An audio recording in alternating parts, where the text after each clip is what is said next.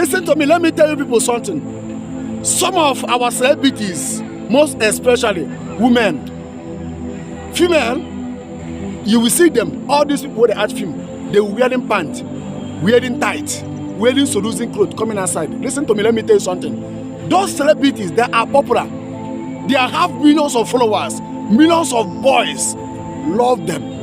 And when those ladies will wear these seducing clothes, snap picture, post it on social media, do you know how many souls those pictures will win for Satan? Satan are using these people.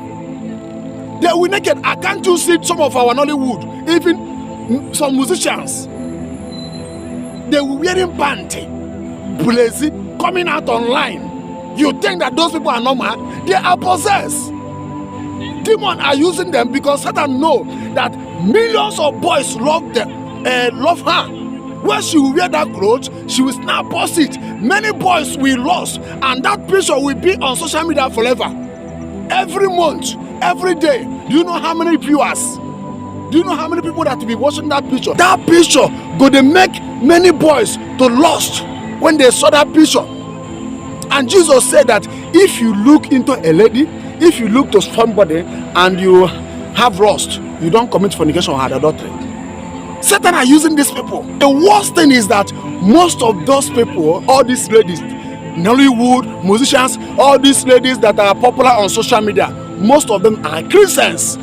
They are walking in darkness, claiming they know Christ. They don't know Christ. You may be celebrity or not, and you are wearing naked clothes, blazing pants, and all these seducing clothes, snapping pictures and posting it online, winning souls to Satan. You think that you are serving God. What kind of God are you serving?